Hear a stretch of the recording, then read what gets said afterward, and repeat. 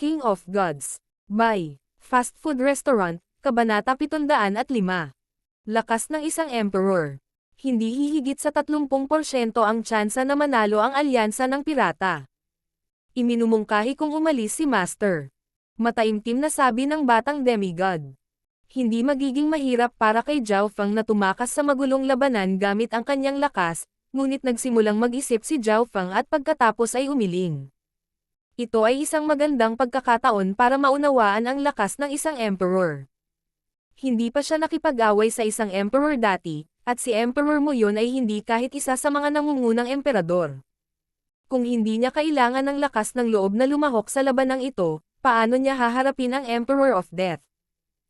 Higit pa rito, si Zhao Feng ay nasa panig ng Cold Moon King, kaya dapat niyang ipahiram sa kanya ang kanyang kapangyarihan tulad ng kanyang ipinangako. Boom! Ang Purple Soul Sea ni Zhao Feng ay biglang nagsimulang manginig habang siya ay ikinulong ng isang malakas na layunin.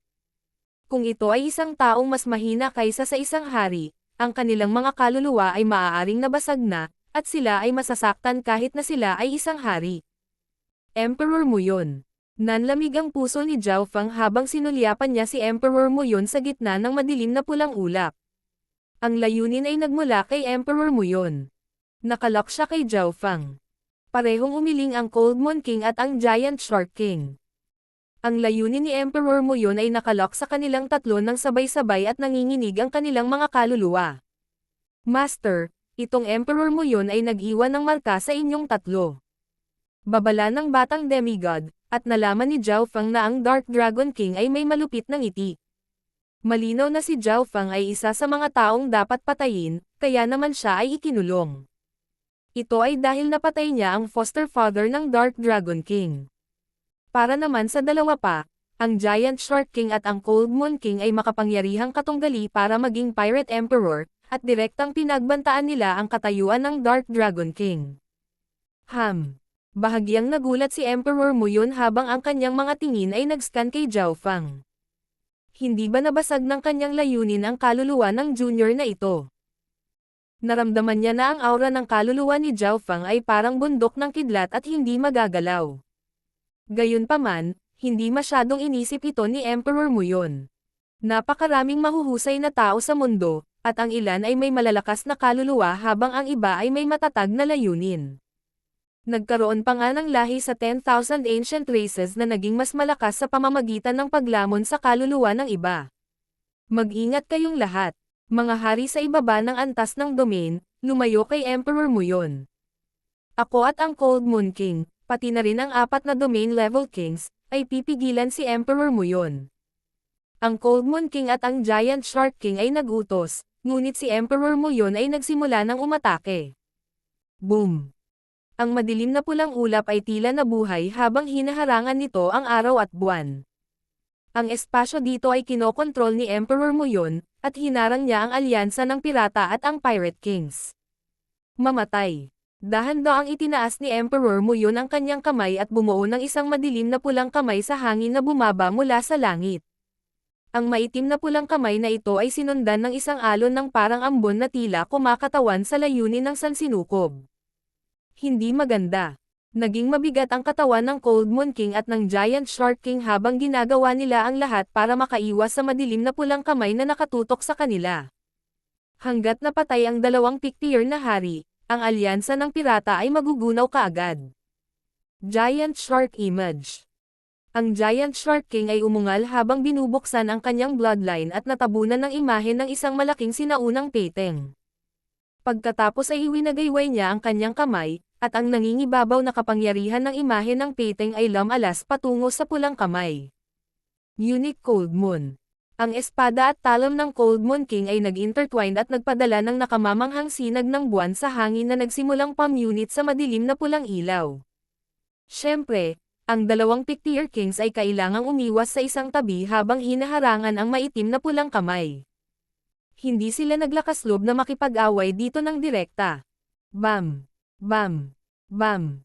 Ang maitim na pulang kamay ay sumabog at tinakpan ang lahat sa loob ng ilang daang yarda. Arg!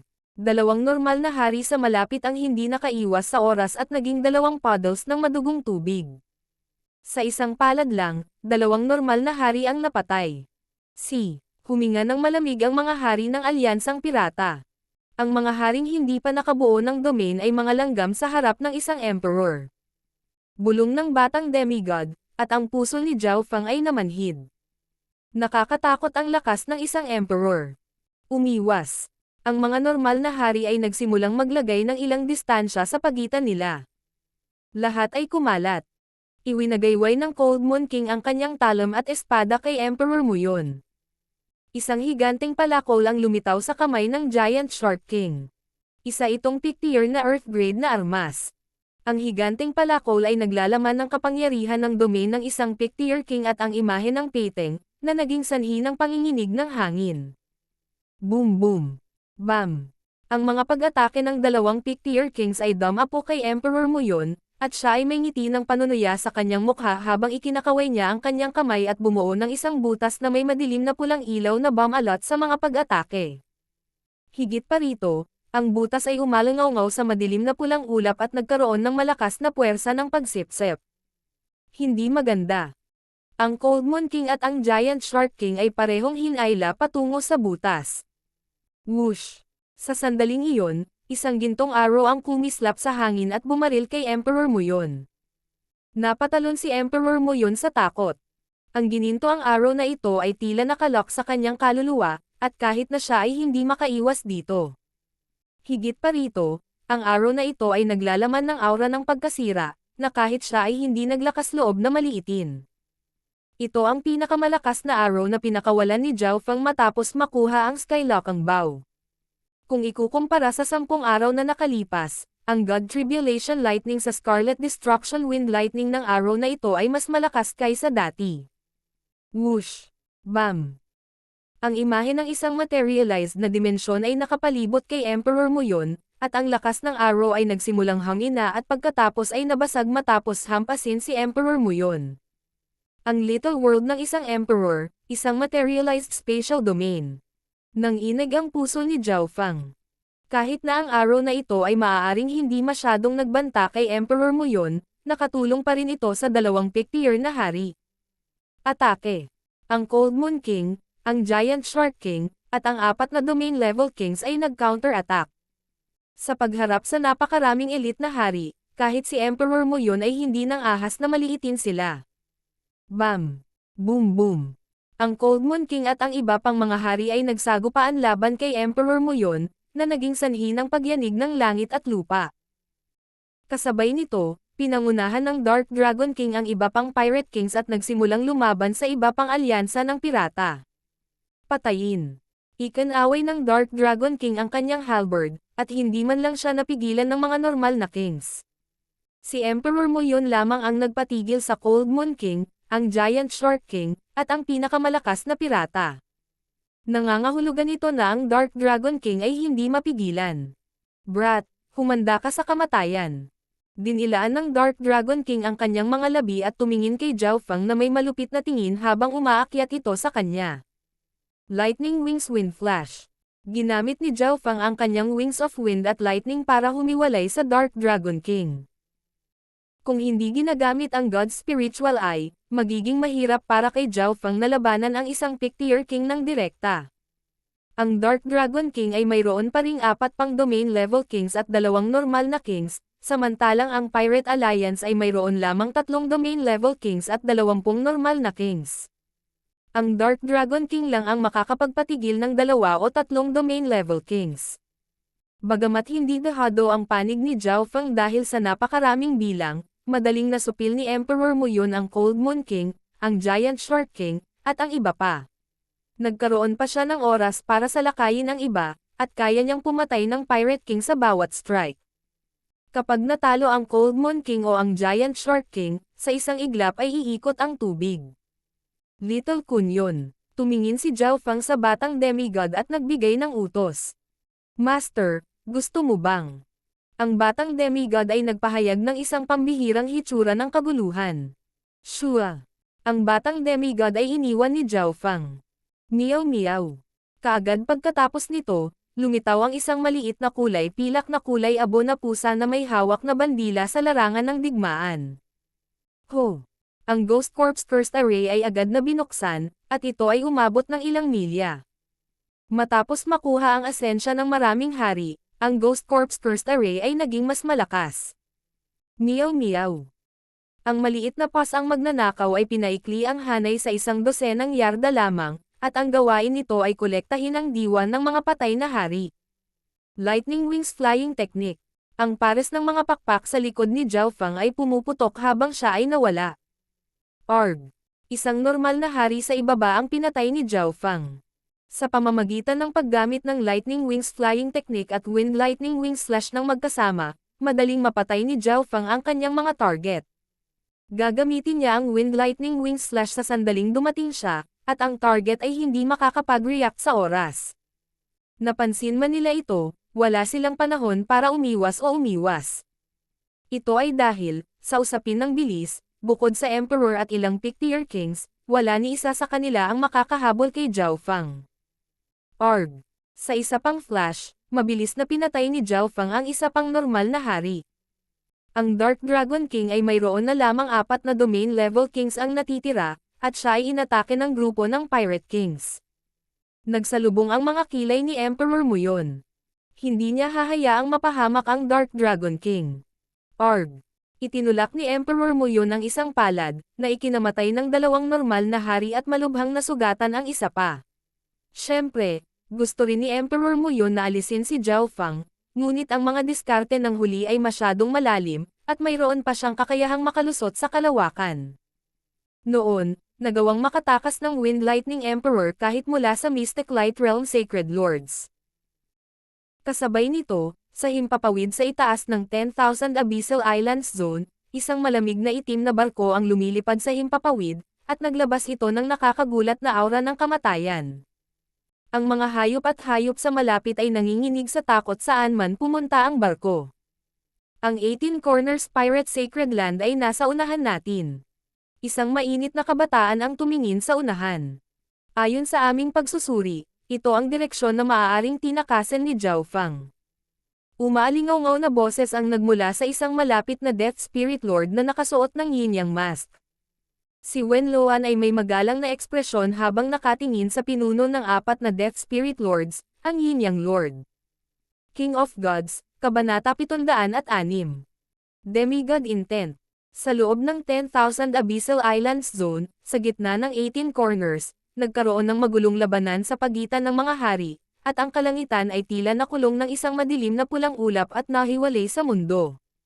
Boom! Bam! Patuloy na pinigilan ni Emperor Muyon ang Cold Moon King, ang Giant Shark King, at ang iba pang mga elite na hari. Org! Sa tuwing umaatake siya, maaari niyang patayin ang isang kalapit na hari gamit ang kanyang imperial power. Ang mga normal na hari ay humiwalay kay Emperor Muyon, habang ang Cold Moon King, ang Giant Shark King, at ang iba pang mga elite na hari ay pumasok sa isang mahirap na labanan. Ilang sandali lang, lahat ng 6 ay nasugatan, at isa sa mga domain level kings ang malubhang nasugatan. Kung hindi dahil sa malakas na opensa ng Cold Moon King at sa bloodline ng Giant Shark King, ilang mga domain level kings ang matagal nang napatay. Kung manalo tayo o hindi ay depende sa panig ni Zhao Fang. Ang Cold Moon King ay kumislap sa ere. Ang bloodline ng Giant Shark King ay nagbigay sa kanya ng sobrang lakas, at siya lang ang maaaring hamarang kay Emperor Muyon ng direkta. Gayunpaman, ito ay pansamantala lamang. Ang 2 Pick-tier Kings ay gumamit ng mga lihim na diskarte upang mabilis na mapataas ang kanilang lakas sa pakikipaglaban, na hindi maaaring mapanatili ng matagal dahil sa malaking halaga ng enerhiya na ginamit. Ang tanging pagkakataon na manalo ay napakaraming numero. Kung ang panig ni Zhao Fang ay maaaring mabilis na tapusin ang Dark Dragon King at ang kumpanya, mayroong isang pagkakataon na magtagumpay kung ang lahat ng mga hari ay umatake sa Emperor. Alam din ni Zhao Fang na ang kritikal na punto ay nasa kanyang panig. Nagkaroon sila ng kalamangan sa mga numero, at tiyak na masusupol nila ang Dark Dragon King at ang kumpanya. Ang tanging isyo ay kung gaano kabilis nila ito magagawa.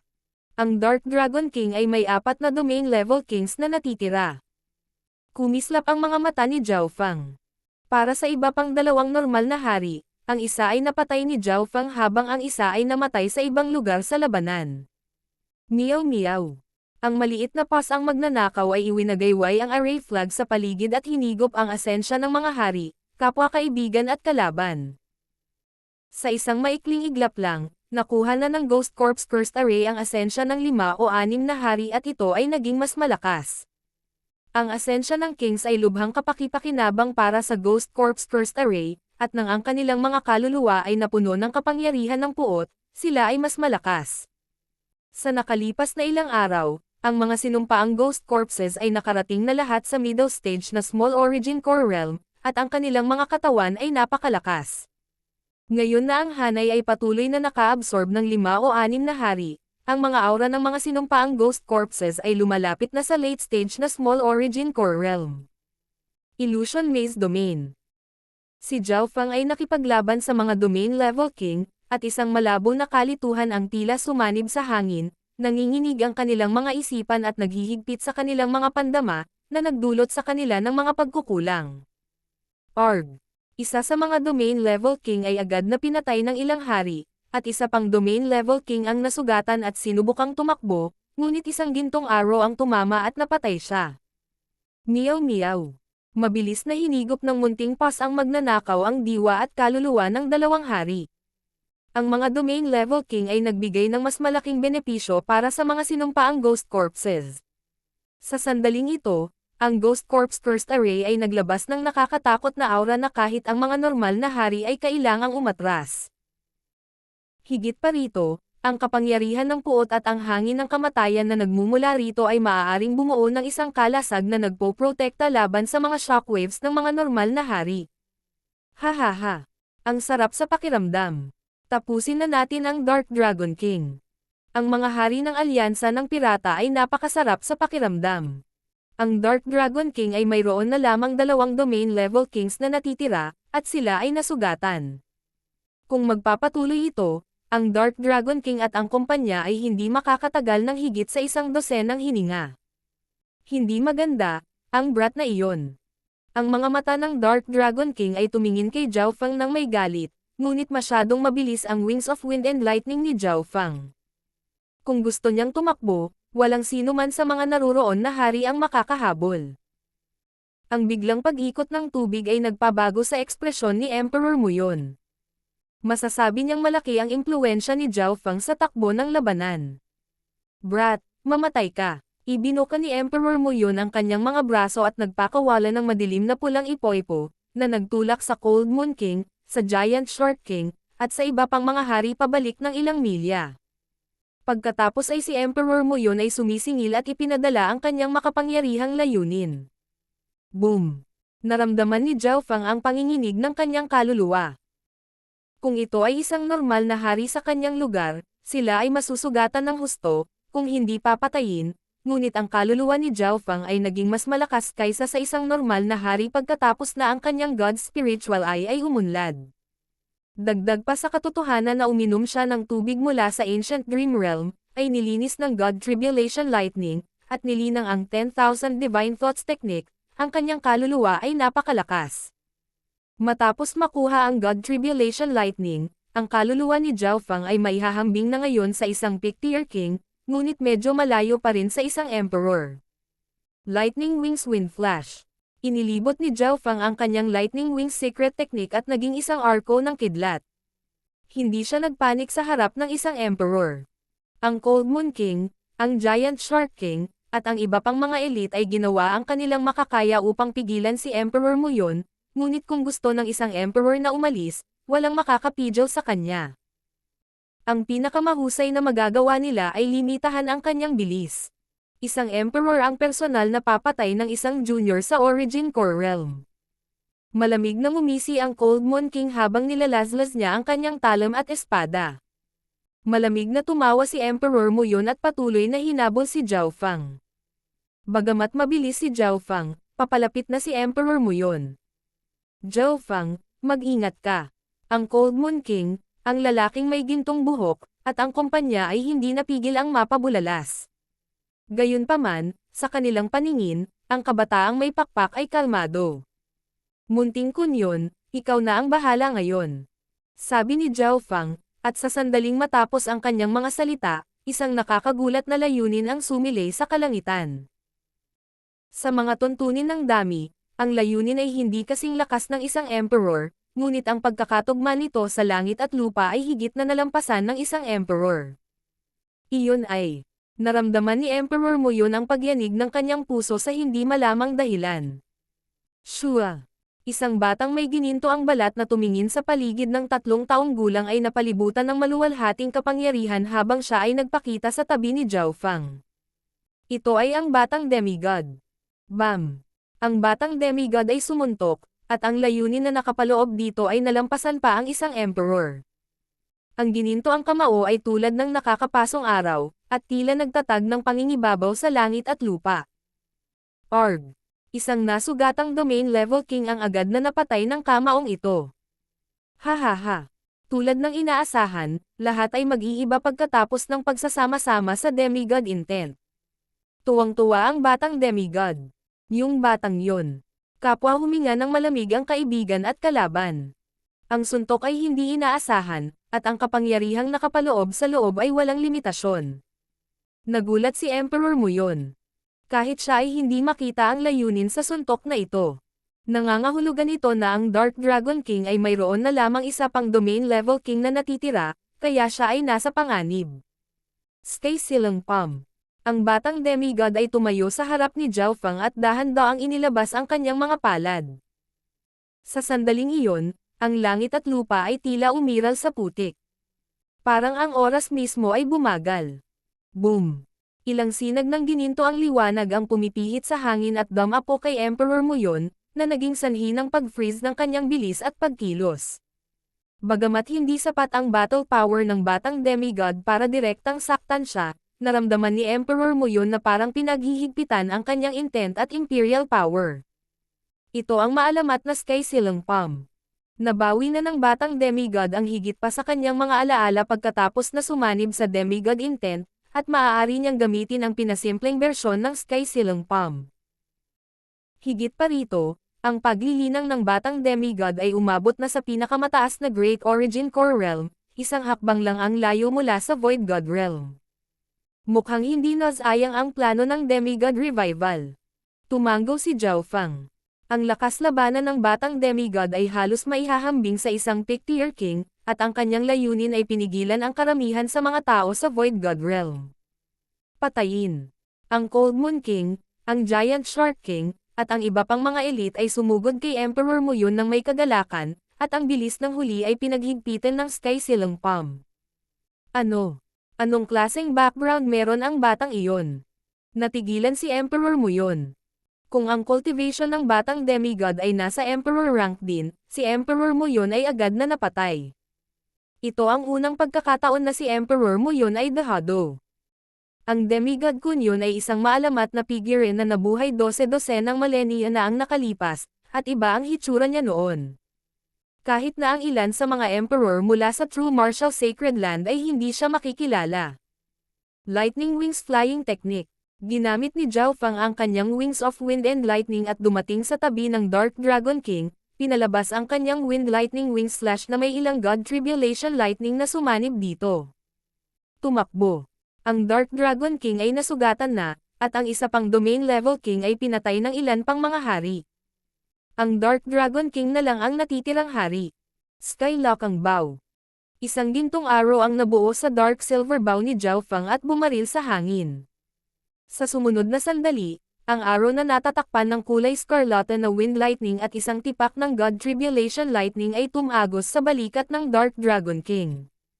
Malubhang nasugatan ang Dark Dragon King at tumulo ang dugo mula sa kanyang bibig, ngunit sa kabutihang palad, nakatakas siya mula sa nakapalibot na mga hari. Ngunit sa sandaling ito, isang madilim na usok ang lumitaw sa kanyang harapan. Ano? Naramdaman ng Dark Dragon King na nagsimulang umagos ang kanyang diwa, at dahil sa katotohanan na marami siyang pinsala, ang puwersa ng pagguho ng kapangyarihan ng Ghost Corps ng puot ay ilang beses na mas malakas kaysa karaniwan. Meow meow. Ikan-away ng maliit na pas ang magnanakaw ang array flag at ginawang usok ng bangkay ng multo ang ilang usok ahas na pumulupot sa kanilang sarili sa Dark Dragon King. Gagong pusa, mamatay ka. Ang Dark Dragon King ay umungal sa galit.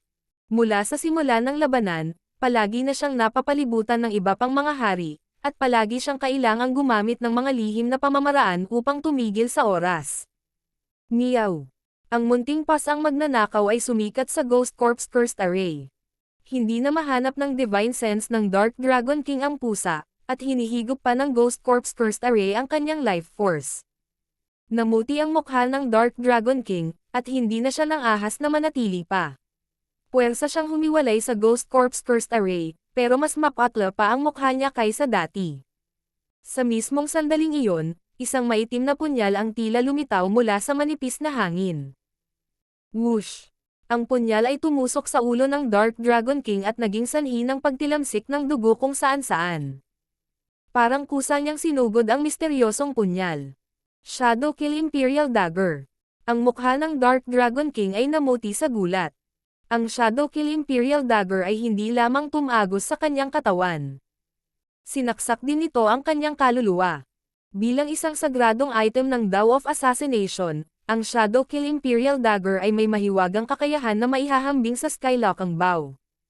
Noon, ibinigay ng munting pas ang magnanakaw ang lahat para makilala ang Shadow Kill Imperial Dagger. Imposibleng patayin ako. Sinubukang lumaban ng Dark Dragon Kill. Sinampal ng munting pas ang magnanakaw ang kanyang mukha gamit ang mga paa nito at nahihilo siya. Arg! Isang sigaw ang tumunog sa Soul Dimension habang ang kaluluwa at katawan ng Dark Dragon King ay nagsimulang matuno sa Ghost Corp's Cursed Array. King of Gods, Kabanata 707. Ang pagkatalo ni Muyon. Habang sinisipsip ng Ghost Corp's Cursed Array ang laman at dugo ng isang Peak-tier King, nagsimula itong mag-evolve, at nagsimulang lumitaw ang mga pares ng pulang mata. Ang mga pulang mata na ito ay nagmula sa mga isinumpang multo bangkay. Nang magsama-sama silang lahat, lumitaw ang isang nakakatakot na mental energy na kapangyarihan ng puot na sapat na para palamigan ang mga puso ng Void God Realm Kings at gawing baliw ang sino man sa ibaba ng Void God Realm. Nagpakita si Zhao Feng ng isang masayang ekspresyon. Ang Ghost Corp's Cursed Array ay umabot sa isa pang antas, at ang mga Ghost Corpses ay sumailalim lahat sa isang ebolusyon. Shua! Sa ilalim ng kontrol ng maliit na pas ang magnanakaw, ang mga pulang mata ay nagsimulang kumupas. Sa pagkamatay ng Dark Dragon King, ang mga taksil ng Pirate Sacred Land ay tuluyang naalagaan. Hindi napigilan ng mga Pirate Kings na mapabuntong hininga. Isang pangunahing pirata figurehead na namuno sa loob ng 100 taon ay namatay ng ganoon. Lahat, sama-samang umatake. Nag-react ang mga pirata at nagsimulang salakayin si Emperor Muyon.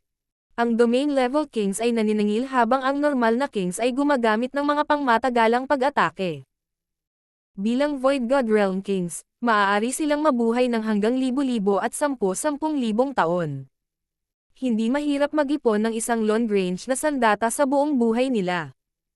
Ang 20 o higit pang hari, kabilang ang Cold Moon King at ang Giant Shark King, ay nagpakalat ng kanilang king intent at kanilang magnificent power at nagpakawala ng kanilang mga pag-atake kay Emperor Muyon. Emperor Muyon, ang Dark Dragon King ay patay na. Ano ang silbi ng manatili kang mag-isa? Sabi ng Giant Shark King sa mahinang boses. Sa 20 haring nagsama-sama, tiyak na sila ang may kapangyarihan laban kay Emperor Muyon. Sa gitna nila, pinigilan ng Sky Silang Palm ng batang demigod ang intent at imperial power ni Emperor Muyon, na nagpapahina sa kanyang lakas. Si Emperor Muyon ay namumula sa galit. Ang isang emperador na tulad niya ay talagang napilitan sa isang sitwasyong tulad nito. Boom! Boom! Boom! Habang umaatake ang Peak-tier Kings, Domain-level Kings, at normal na Kings, nagsisimula ng matalo si Emperor Muyon. Kahit na gusto niyang mag-breakout, kailangan niyang magbayad ng isang tiyak na presyo ngayon. Bagamat maaaring namatay na ang Dark Dragon King, papatayin ko ang lahat ng ipinangako ko sa kanya na papatayin ko. Malamig na ngumisi si Emperor Muyon, at sa sandaling matapos niya itong sabihin, nagsimulang gumalaw ang madilim na pulang ulap. Ang balangkas ng isang little world ay nagsimulang punan ang hangin at harangan ang mga pag-atake ng mga hari. Emperor Muyon, hindi mo mapipigilan ang aming mga pag-atake kahit na ang iyong little world ay magkatotoo. Ano ang silbi ng paggawa nito? Ang Cold Moon King at ang Giant Shark King ay nanghihikayat habang sila ay umaatake. Sa ngayon, sinusubukan lang ni Emperor Muyon na iligtas ang mukha. Matapos ang kanyang Little World materialize, ang kanyang depensa at opensa ay parehong tumaas ng husto. Pang pang pang. Bam. Gayunpaman, ang mga kapangyarihang labanan ng mga haring ito ay maaaring mag-flip ng mga ilog at karagatan. Sila ay walang kapantay sa loob ng bansa. Agad na napuno ng mga butas ang Little World ni Emperor Muyon. Papatayin ko ang 3 taong iyon kahit na kailangan kong magbayad ng isang presyo. Bilang isang emperor, si Emperor Muyon ay may sariling pagmamalaki, na hindi nagbigay daan sa kanya na sumuko ng ganoon kadali. Kaya naman, ginamit pa niya ang kanyang Little World para harangin ang mga pag-atake. Nagsimulang kumulo ang kanyang kaluluwa at True Yuan, at nagsimulang mabuo sa kanyang kamay ang isang nagninangas na dugo pulang talam. Ang dugong pulang talam ay 100 yarda ang haba at sinunog na may kalahating transparent na apoy na nagbigay ng ipinagbabawal na aura. Mamatay. Namula ang mukha ni Emperor Muyon sa puot habang nilaslas niya gamit ang talam. Basag. Ang mga pag-atake ng mga hari ay nabasag, at ang higanteng talam ay hiniwa sa langit at lupa. Nagkaroon pa nga ng mga tunog ng spatial domain na nadudurog. Arg! Sa ilalim ng pag-ataking ito, ang isang domain level king at 2 normal na hari ay agad na naging puddle ng dugo at tubig. Anong malakas na opensa? Kahit na ang mga spatial domain ay nasira. Ang puso ni Zhao Fang ay namanhid. Kapag ang isang emperor ay naging all out, ang kanilang lakas sa labanan ay tataas ng ilang beses. Higit pa rito, ang pulang dugo na talam na ito ay hiniwa din ang mga kaluluwa. Emperor Muyon, baliw ka. Sinasayang mo ang iyong buhay. Lahat, magsama-sama kayo. Ang mga Pirate Kings ay nagalit at nabigla habang ginagamit nila ang kanilang mga lihim na pamamaraan. Hahaha. Kayong grupo ng mga pirata, mamatay kayo. Ang mukha ni Emperor Muyon ay puno ng hangarin na pumatay. Stay silang 18 palms. Panggal ng batang demigod habang inilalabas ang kanyang buong bloodline. Nagsimulang lumiwanag ang kanyang katawan na may gininto ang liwanag habang ang kanyang kaluluwa ay ganap na sumanib sa demigod intent. Ang kanyang mga palad ay tila dahan-dahang itinulak palabas, ngunit lahat sila ay dumapo sa Little World ni Emperor Muyon. Sky silang 18 palms. Iyan ay isang kumpletong pamamaraan ng Sky silang palms. Ang layunin ni Emperor Muyon at ang Little World ay napigilan. Habang ginamit ang Sky silang 18 palms, mas lumakas ang pressure at silang effect. Hihihi, kapag nagamit ko na lahat ng Sky silang 18 palms ko, magiging 18 beses na mas malakas ang power ng silang ko. Sa oras na iyon, kaya ko pang silyuhan ang langit at lupa. Itinulak ng batang demigod ang kanyang mga palad.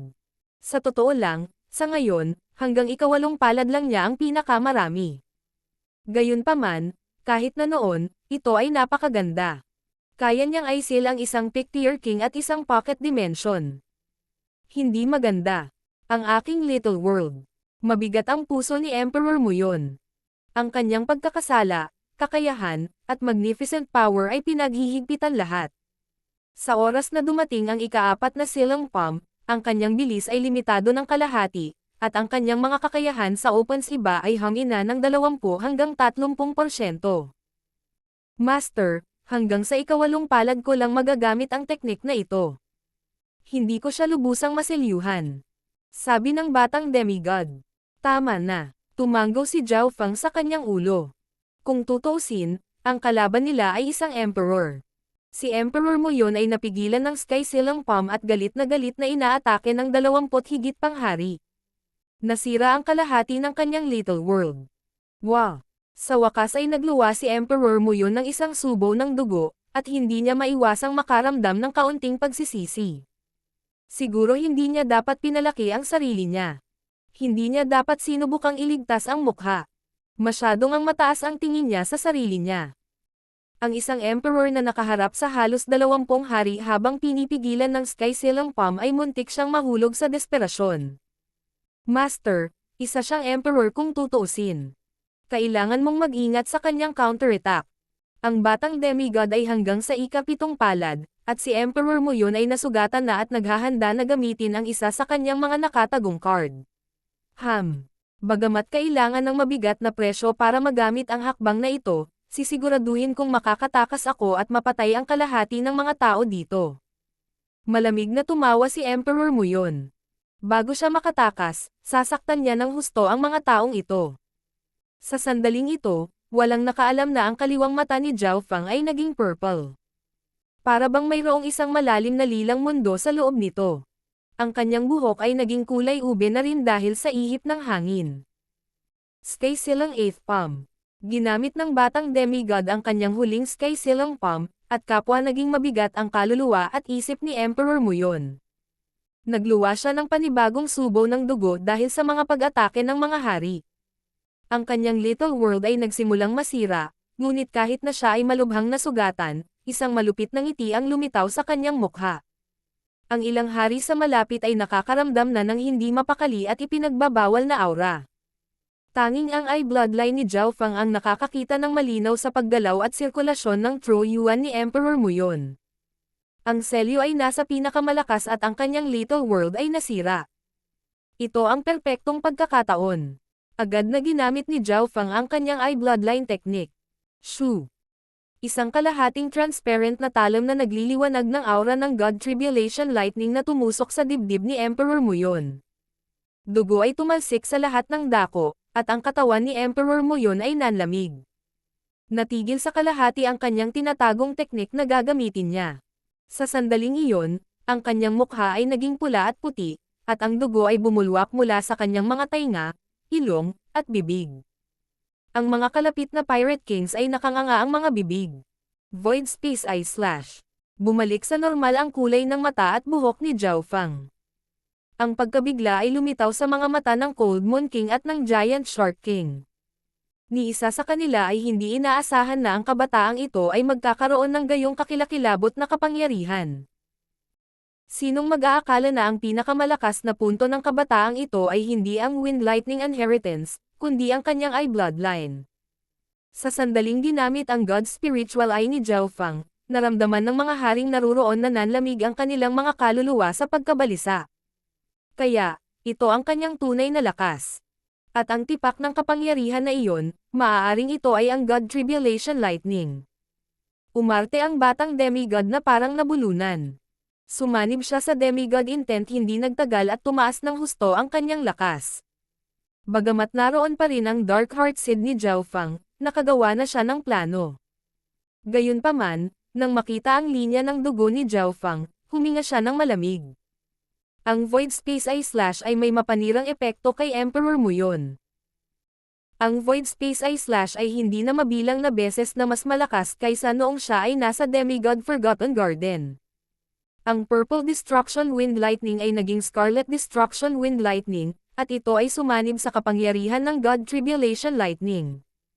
Ang pagkakaiba sa kapangyarihan ay parang agwat sa pagitan ng langit at lupa.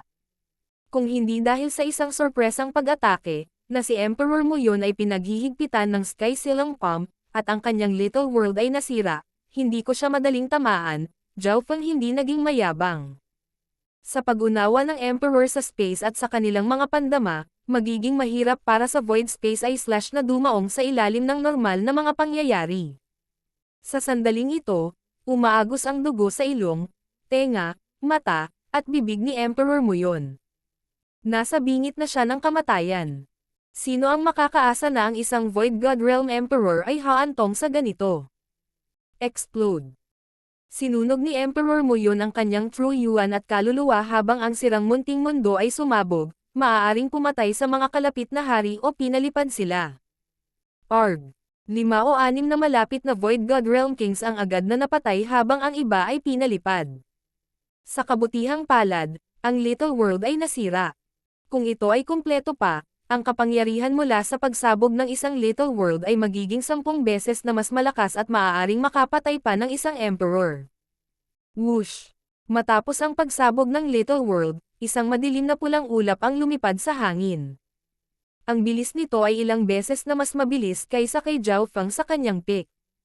Sa isang kisap lang ng mata, nawala sa paningin si Emperor Muyon. Hindi ko makakalimutan ang tungkol dito. Kinagat ni Emperor Muyon ang kanyang mga ngipin, at ang kanyang ekspresyon ay naging nakamamatay pagkatapos tumakas. Makalipas ang isang oras, nagsimula nang bumaba ang kanyang bilis, at nakarating siya sa mga gilid ng 18 Corners Pirate Sacred Land.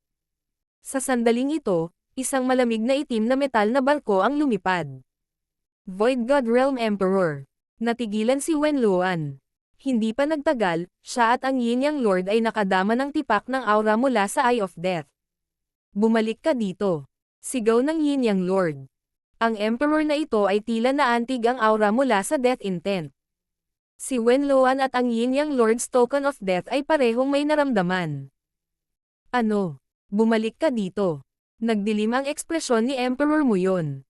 Kahit na siya ay malubhang nasugatan, ang kanyang kaluluwa ay hindi nawasak, at mayroon pa rin siyang 50 hanggang 60% ng kanyang lakas sa pakikipaglaban na natitira. Gayunpaman, kahit noon pa man, hindi siya isang bagay na maaaring karibal ng isang Pick-tier King. King of Gods, Kabanata 708. Gaze of Death. Si Wenluan at ang Yin Yang Lord ay malinaw na hindi masyadong mayabang na naniniwala silang kaya nilang panatilihin ang isang emperor, kahit na siya ay malubhang nasugatan. Si Emperor Muyon ay puno ng galit at wala na itong may lalabas. Dinilaan niya ang kanyang mga labi at tumingin kay Wenluan, ang Yin Yang Lord, at lahat ng Death Guard sa barko na may malupit na ngiti. Pakiramdam niya ay may pamilyar na pakiramdam sa kanila, na para bang alam niya ang tungkol sa kanila mula sa kung saan. Ang taong ito ay may mga bakas ng Jiaofang. Dapat natin siyang itago. Nagkatinginan sina Wenluan at ang Yin Yang Lord. Matapos matamaan ng Void Space Eye Slash ni Jiaofang, may bakas ng Intent of Death kay Emperor Muyon dahil sa malaking halaga ng soul power na ginamit. Nagpalitan ng tingin ang dalawa at agad na alam ang gagawin. Shua! Shua! Sabay silang naglabas ng kakaibang Token of Death. Ang mga token ay kasing itim ng tinta, at isang sinaunang karakter ng kamatayan ang nakasulat dito. Parehong naglabas ng aura ng kamatayan na dumiretso sa kaluluwa.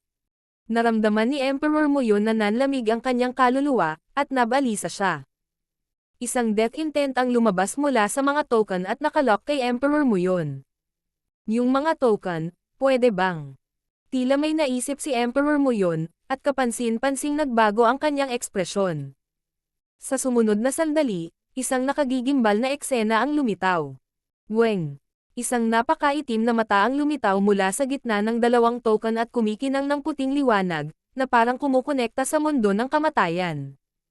Eye of Death. Bulalas ni Emperor Muyon. Tama ang akala niya. Sa sandaling ito, ang kapangyarihan ng Eye of Death ay bumuhos mula sa mga Token of Death ni Wenluan at ng Yin Yang Lord, at ito ay 12-dosenang beses na mas malakas kaysa noong nasa Purple Saint Ruins. Ito ay dahil sa pagkakaiba sa kalidad. Huling beses na lumitaw ang Eye of Death, ito ay nagmula sa Token of Death mismo dahil ang Death Intent ay maaaring maimbak dito at palabasin, samantalang sa pagkakataong ito, ginamit ito ni Wenluan at ng Yin Yang Lord bilang direktang koneksyon sa Emperor of Death's Eye. Ng kamatayan. Naramdaman ni Emperor Muyon ang panginginig ng kanyang puso, na parang hindi niya makontrol ang sarili niyang buhay. Gayunpaman, bilang isang Void God Realm Emperor, hindi siya umatras. Sa papel, ang Emperor of Death ay may parehong paglilinang gaya niya, ngunit ang huli ay isang sinaunang Emperor pati na rin ang inapo ng God Eye of Death. Emperor of Death, baka mag-ingat ako sa iyo kung personal kang dumating, ngunit ang Eye of Death mo lang ang naglalakbay sa kalawakan. Malamig na tumawa si Emperor Muyon, at halos mag-alab ang kanyang kaluluwa nang bumuo ito ng isang malakas na layunin. Si Wenluan at ang Yin Yang Lord ay parehong nakaramdam ng hindi makahinga, at ang kanilang mga kaluluwa ay nagsimulang manginig, ngunit sa kabutihang palad ang Token of Death sa kanilang mga kamay ay nagbigay sa kanila ng tiwala at isang uri ng proteksyon. Basag. Ang dalawang Token of Death ay biglang nabasag, at isang pares ng Eyes of Death ang lumitaw sa hangin. Ang mga mata ay madilim na parang bangin, at sila ay katulad ng Eye of Heaven ni Jiaofang. Gaze of Death. Boom! Isang boses ang tumunog sa Soul Dimension, at ang Eyes of Death ay tahimik na tumingin kay Emperor Muyon na parang bahagi sila ng Heavenly daw. Ano? Nadama ni Emperor Muyon na ang kanyang kaluluwa ay naging limitado, at hindi na niya ito makontrol. Ang kanyang life force ay nagyelo, at hindi siya makagalaw. Sa hangin sa itaas, nagsimulang umikot ang pares ng Eye of Death. Imposible. Umungol si Emperor Muyon habang nagpupumiglas. Gayunpaman, pagkatapos ng laban hindi nagtagal, ang kanyang little world ay nasira at siya ay nasugatan, na nag-iwan sa kanya ng 50 hanggang 60% na lamang ng kanyang lakas na natitira. Sinubukan niyang lumaban, ngunit wala siyang kakayahang gawin iyon. Ang espiritual na anyo ng nahihirapang Emperor Muyon ay dahan-daang hinugot sa kanyang katawan. Ito ang kaluluwa ni Emperor Muyon. Shua. Ang kaluluwa ni Emperor Muyon ay sinipsip sa isang itim na whirlpool ng Eyes of Death. Gaze of Death. Ito ang sikat na pamamaraan ni Master, isang sagupaan sa pagitan ng mga kaluluwa. Ang mas mahinang kaluluwa ay aalisin. Lumitaw ang paggalang sa mga mata ni Wenluan. Ang Gaze of Death ay itinuturing na isang ipinagbabawal na ay bloodline technique, pati na rin ang representasyong pamamaraan ng God of Death. Ito ay dahil ang may-ari ng God Eye of Death ay ang God of Death, ngunit isang tao lamang ang maaaring magkaroon ng aktwal na God Eye of Death, at hindi pa sila nagpakita noon sa Kang Ocean. Sa himpapawid, ang malalaking Eye of Death ay huminto ng 1 o 2 bago naglaho. Gamit ang Gaze of Death sa ilang mga island zone, at ang target ay isang emperor. Ang presyo na kailangan para bayaran iyon. Nagsalubong ang mga kilay ng Yin Yang Lord. Makalipas ang ilang sandali, Weng, isang token na ginamit para sa mga mensahe ang lumitaw sa kamay ni Wenluan. Si Zhao Feng sa 18 Corners Canyon kung saan naroon ang Pirate Emperor Inheritance Sacred Land. Isang mahinang boses ang nanggaling sa token. 18 Corners Canyon. Pirate Emperor Inheritance. Nagliwanag ang mga mata ni Wenluan at ng Yin Yang Lord. Mukhang natagpuan ng Emperor of Death ang mga bakas ni Zhao Feng matapos kunin ang kaluluwa ni Emperor Muyon, ngunit nagbayad siya ng halaga para gawin iyon. 2 espesyal na token of death ang ginamit upang i-connecta ang lokasyong ito sa Eye of Death, ngunit dahil napakalayo ng distansya at ang target ay Emperor din, napakalaki ng enerhiyang ginugol. Higit pa rito, kailangan pang hanapin ng Emperor of Death ang kaluluwa ni Emperor Muyon pagkatapos. Maraming enerhiya ang ginamit ni Master at malamang na kailangan niyang magpahinga ng 1 buwan. Bantayan niyo ang target. Ang tinig ng Emperor of Death. Nagkatinginan si Wenluan at ang Yin Yang Lord na may pagtataka. Bakit gustong patayin ng Emperor of Death si Zhao Feng at mag-iwan ng buong bangkay? Ang Emperor of Death ay nagbayad ng isang mabigat na presyo at isang malaking halaga ng oras at pagsisikap upang habulin si Zhao Feng. Worth it ba ang lahat? Bumalik sa 18 Corners Canyon, sa gitna ng Pirate Sacred Land, lahat ng Pirate Kings ay nasugatan sa iba't ibang antas pagkatapos ng laban, at ang kanilang mga tingin kay Zhao Feng ay iba sa dati. Walang nag-alinlangan na may kakayahan si Zhao Feng na labanan ang Giant Shark King at ang Cold Moon King para sa trono ng Pirate Emperor. Kahit na ang batang demigod ay humanga kay Zhao Feng. Shua! Shua! Shua! Mahigit 10 Pirate King token ang lumutang sa hangin sa itaas ng karagatan. Ayon sa mga alituntunin ng Pirate Emperor Inheritance, maaaring buksan ng isa ang Pirate Emperor's Inheritance pagkatapos makatipan ng 9 na Pirate King token, ngunit ngayon ay nalampasan na nila ang bilang na iyon. Isa sa mga Pirate King token ay konektado sa ghost ship ni Zhao Feng.